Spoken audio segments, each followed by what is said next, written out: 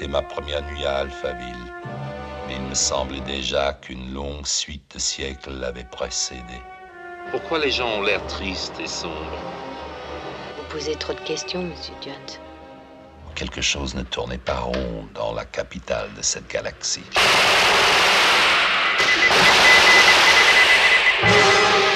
Qu'est-ce qu'ils ont fait? Ils ont été condamnés. C'est le professeur von Braun qui a organisé tout ça. Nous ne savons rien.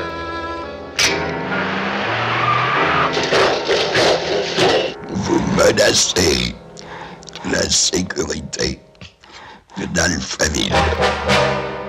Je ne trahirai jamais les pays extérieurs.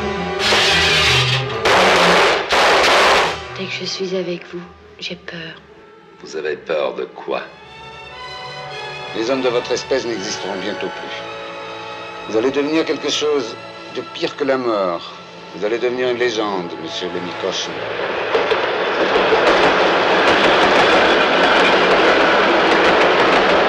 Hello. Welcome to Movie Humpers. My name is Bob Sham. You are watching the Movie Humpers Gentlemen's Quarterly Bucket Hat Sessions. Hi. Hold on, I'm not done. I am your host, Bob Sham. You did already say that. Oh. I'm Angela. Remember me? Yeah. I'm always here. The sounds you hear may be dogs. All month long in August, we're talking about movies of the future, dystopian and otherwise, a theme we're calling Some Bullshit Tomorrow. We love some classic film noir, inspired straight out of that scene. In music, the British invasion was just British musicians ripping off American-style music and directing it back at them, and we're like, oh my god. New Wave is like that with classic film noir. Oh my god, this Godard guy is amazing. Jean-Pierre Melville is amazing. Yeah, they watched all those movies your dad liked. The women are hot in these French New Wave The women are too. hot. There's a lot more eyeliner. There's a lot more mascara. Yeah, and they all have that cat eye, like, style, right? Mm-hmm. We're talking about the 1965 film Alphaville, our first ever film by Jean-Luc Godard. We will be talking about him again in about a month. And it is written by Jean-Luc Godard, starring Eddie Constantine, who was an American expat. He is an American. Anna Karina, Akeem Tamiroff, Howard Vernon, amongst others. Cinematography by Raoul Cotard. Jean-Luc Godard, very well regarded. And yeah, this is a dystopian future movie. It's like the French 1984. Definitely. You could say. Yeah. But done through the filter of the new wave style that was taken from classic American noir. The French coined the term noir to define that. They were just called melodramas back in the day. And the French were like, nah, call it this. This is way cooler. And they were right. What's interesting about this character as played by Eddie Constantine is that Lemmy Caution is a serialized character. Eddie Constantine played him before. They don't even say Lemmy Caution until almost the end of the movie. This is a recurring character. And from this movie, Eddie Constantine would not play Lemmy Caution again until like 20 years later. Wow. He felt like it kind of made the character weird for him. Like he had an understanding of the character. And then Jean-Luc Godard comes along and he's like, yeah, I'll make a Lemmy Caution movie. It just goes into this weird dystopian world in which we go into the city. It's called Alphaville. What they explain is that this was nothing. And this guy who's the leader of Alphaville went into basically a deserted city and built this city. Professor von Braun. Right. And the story, the simplified version of the story is that Lemmy Caution has come to this city. He has a fake name. He is there to try to kill this man. Because he's representing the outer countries. And they talk about these territories like as though they're in other galaxies. And I'm trying to make sense of it because it's a little vague. Maybe you could presume one way. Like, are we on a planet that is styled like classic film noir that is ran by a machine? It just seems more like a word used at the time that seems cool, that seems fun to use to represent somewhere elsewhere. I don't know if it was literally like interplanetary or other galaxies. What was confusing is that they used the word country a lot. Other countries, outer countries. Yeah. but then they're in a different galaxy. I started to think of it during the film as a galaxy was more like maybe a continent, because he talks at one point about how he traveled 6 hours to get to her. Well, that obviously wasn't in a spaceship. Yeah, and they also have historical references to things that have happened on Earth, and there's references to other countries. They're not saying like, oh, I got this from Venus or anything There's like a lot that. of pop culture references from the time as well. They're throwing out these names of real and literary figures. It's like a test to see how these people respond in Alphaville. Let's talk about the elements of, I want to talk more about the pop culture stuff. Yeah. Because it is fascinating to me.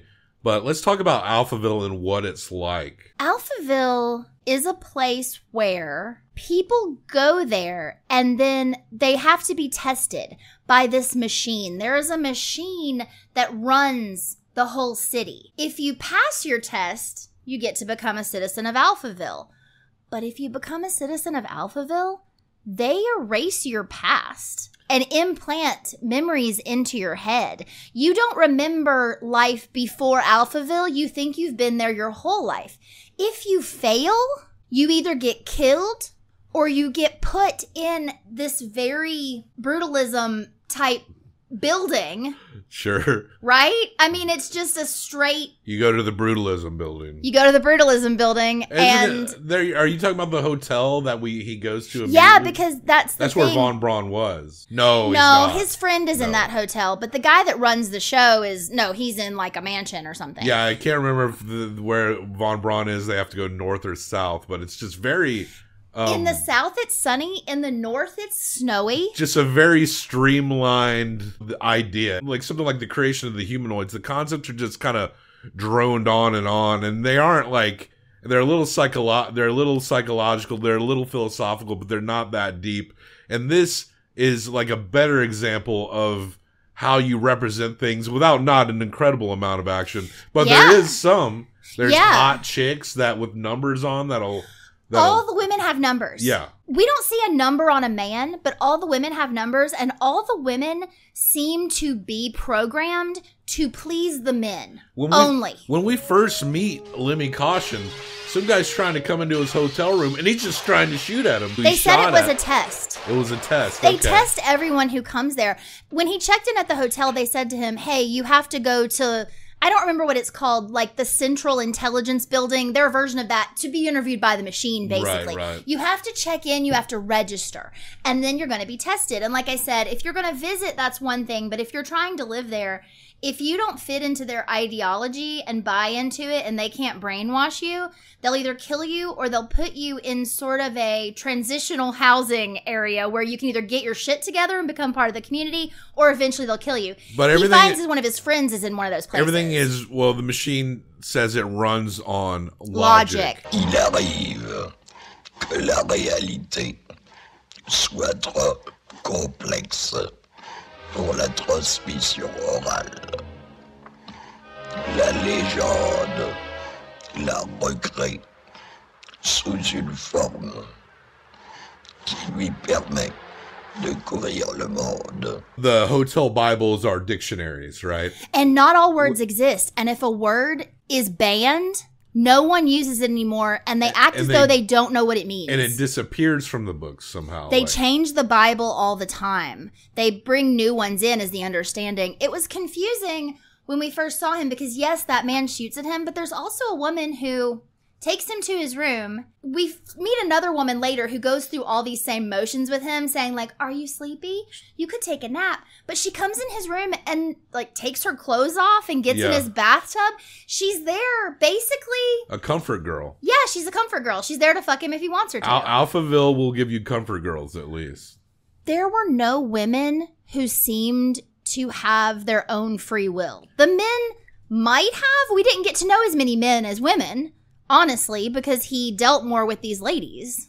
The pattern that we're seeing in French New Waves is that the women are all dimes, but they aren't like really representing much individual separate from the main story. But there is this lady, what is her? Natasha von Braun, isn't it? Natasha von Braun, who he is connected to, and he's he does have feelings for, and they do have feelings for each other. He says that he's a reporter, but he's really an agent of the outer territories. He says he wants to interview von Braun. And he reads this book of poetry to kind of help maintain his outer territory persona and not be too wrapped up in the tests that the Alphaville is throwing at him. Alphaville, the Alpha 60 is the robot's name. There's different alpha numbers. Seems to be sort of like the humanoids, where the lower numbers are more simplified machines, and as it grows and grows and grows, that's the more complicated. So the head computer is the one that determines with logic what happens to you. And when he is finally interviewed and he's saying poetry to this computer, the computer says to him, Plusieurs de mes circuits cherchent la solution de votre énigme. Je trouverai. Si vous le trouvez, vous vous détruirez en même temps. Even though, like, it does deal with serious things and there's threats and there's dangers and this notion of an automaton society that he has to get to the heart of, but nothing feels too serious at the same time. It's almost silly when he asks Natasha, are you von Braun's daughter? Because when he gets there, he has two pictures. He has this picture of his friend who's staying in one of these brutalist hotels because he doesn't conform or whatever, and Mr. von Braun because he's going to go talk to that guy to try to figure out how to get to von Braun to kill him. And he asks her, are you his daughter? And she says yes. And he asks if she can help him meet him, and she says, Je ne sais pas. Je ne l'ai jamais vu. Je te mentirai. I've never met him. Yeah. And then later they go to see him and she walks right up and gives him a kiss. He says something like, is Dick Tracy and Flash Gordon still alive? And people will answer questions like that, do like this, and then be like, yes. They'll shake their head no and say yes. So she obviously knew von Braun, but had been programmed to always say, yeah, he's my father, but I've never met him. I cannot connect you to him. It does seem like everyone is fearful of being watched. That's how I interpreted the contradictory reactions to questions. I think he even asked her at one point something along the lines of, are you afraid, or is there someone that you're scared of? And she's like, yes. Now, when he's asking about Dick Tracy and Flash Gordon, I guess you could say if he's testing like that, these elements of pop culture represent a life maybe more of an outer country style, but I almost interpret it like those characters, Dick Tracy and Flash Gordon, are the contemporaries of Lemmy Caution. Like, they do exist, just as though he is a serialized character. You could probably talk me out of that, but just the fact that Lemmy Caution is a pop culture character in France, repeated in movies and TV show, that it made me think like, oh, are Dick Tracy and Flash Gordon also real? That's him testing them. Do they even know who those people are?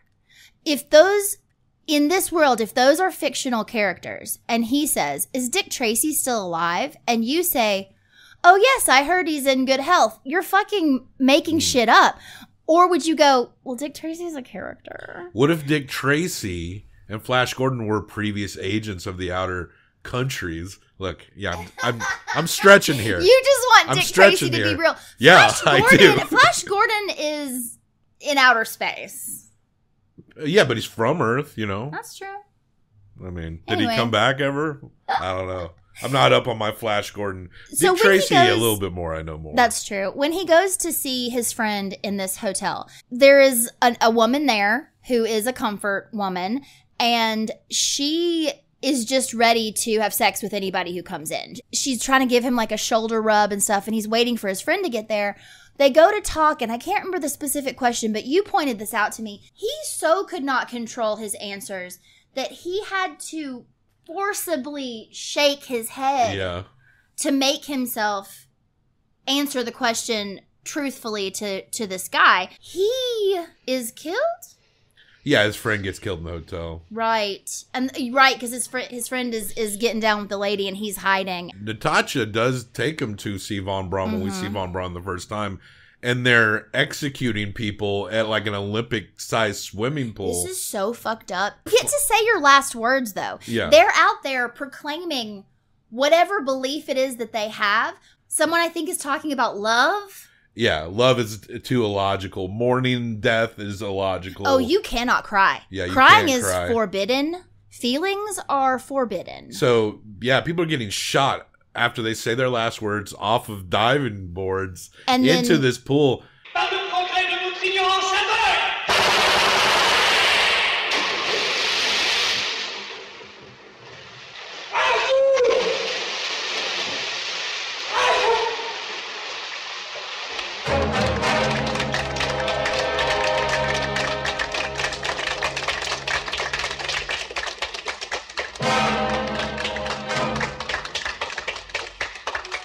Synchronized swimmers are coming in and they're making sure that you're dead, like they stab or drown you to finish you off. I think they drown you, Is and then they dance while they get ready to kill the next guy. To think about that notion, this idea that they would even use something like this for, like, this is the execution room, the idea of that, it's genuinely creepy and unsettling, especially when you see the women just kind of floating towards these bodies that are like dying, and this thing that is usually something recreational that is refreshing is this as a pool to go relax or get some easy exercise is a place of death. And that's when we first meet Von Braun, but we get back to him much later. Yeah. I forget what Lemmy does right after this, but I mean today we're talking about like multiple movies in one day. But I do want to talk about the camera work, that is the Godard's concepts behind the camera work and the cinematography by Raoul Coutard. It's so great. Like the way it's shot, the scenes, the cuts. There's moments where it seems like, especially when we first meet him and he shot this guy in his hotel, where the camera is just kind of trying to catch up. There's moments where the scenes are moving, where they're trying to catch up with the bodies moving around. There's a point where I believe he and Natasha, they get in an elevator and the camera follows the elevator as it goes down and it moves along. And it does it so seamlessly. And I had read that they actually had to shoot that multiple times. He very specifically wanted that shot, but they're going down a real elevator, right? And how do you match that in 1965? You get a lift, but you have to time it in a certain way. Wow. So they had to shoot that a few times till they got the timing right to where, so when the elevator's going down and you're seeing the mechanics, and then the shot just catches up to the characters as they walk out of the elevator. It's beautiful. And there's just a great shot near the end when we're nearing the climax and you see the street light stretching to where he's going. I think he's heading towards the machine. Nice interior scenes. It's a beautiful movie to just sit and take in, kind of, and weirdly comforting in how it's shot to me. Breathless, you could say.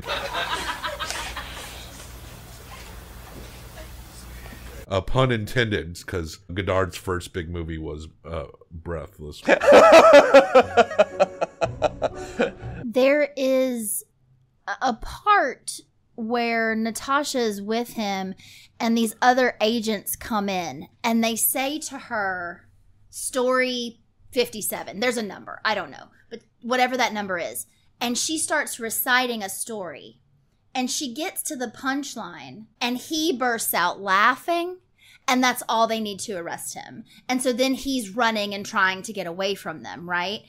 At some point, they catch back up to each other. Or maybe I'm out of order, and I apologize if I am. But the important thing to know is that they have some time alone together. You get the idea that someone is always listening. There's always a television around, but it's very rarely on.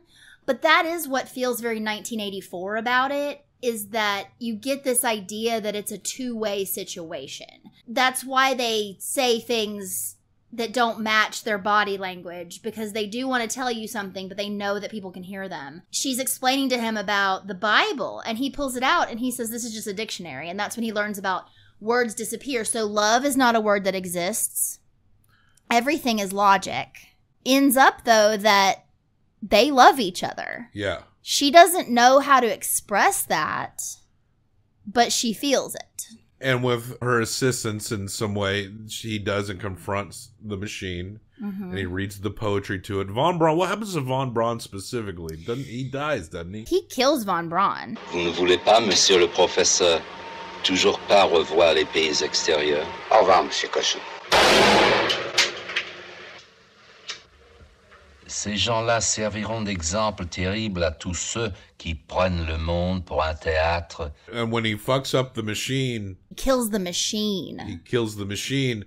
And then everyone is kind of warped. Like, everyone's just kind of jilted and moving around awkwardly. Men are bent over and moving around like kind of monstery. The ladies are clinging to walls. And Natasha's affected too. And she's like just grasping at the walls and until he's finally able to get her in his vehicle and they go to drive out, I guess, back out to the outer territories. The job is done. But he keeps having to tell her, don't look back. Don't turn around. When they get a certain distance, he has to make sure that she's okay and that it's broken. And he says to her something like, do you have something to tell me? And she says, I don't know what you want me to say. Tell me what you want me to say. And he says, no, you have to come up with it yourself. Vous n'y arrivez pas, vous êtes perdu comme les morts d'Alphaville. And that's when she says, Je vous aime. Love is the powerful tool in this weird dystopian noir world of Alphaville. And there's a bit of hope because of them loving each other. And she also says to him, do you think they'll be okay? And he says to her, maybe someday. It is a hopeful movie. Yeah. Much more hopeful than our last new wave, Le Deleuze, which is a very bleak, yes, but really good. Alphaville from 1965. We might have missed a lot of details. Some of it was probably out of order. I mean, there's a lot of great visual details that we can't really convey all of. It's if you're interested in this kind of thing and you want to expand your movie viewing to cool stuff. Why is my camera going over there? Maybe it's being controlled by It Alpha is. 60. Alpha 60 is controlling my camera. Yeah, I highly recommend. It's a unique dystopian take.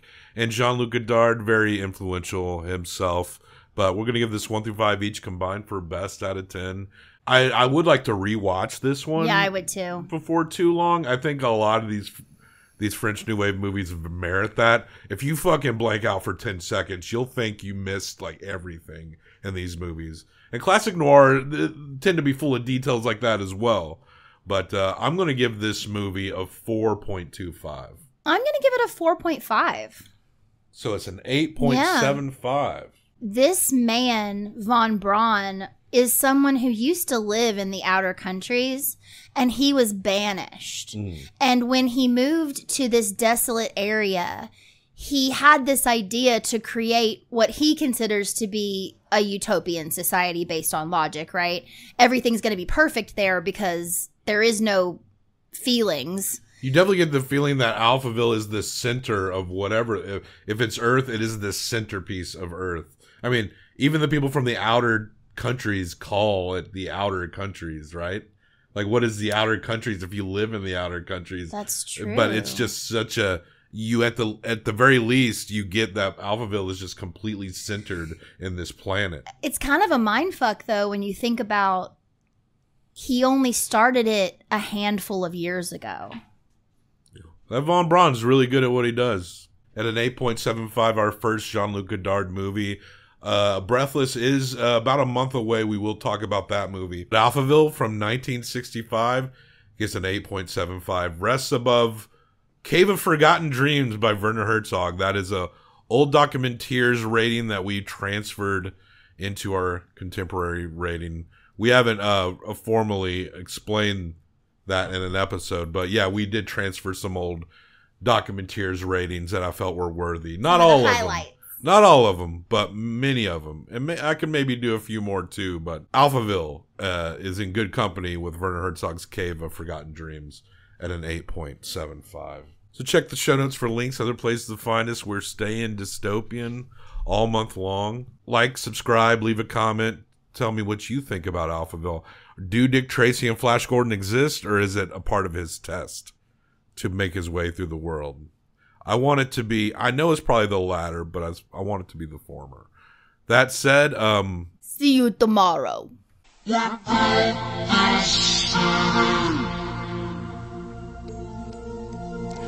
la réalité soit trop complexe pour la transmission orale. La légende la recrée sous une forme qui nous permet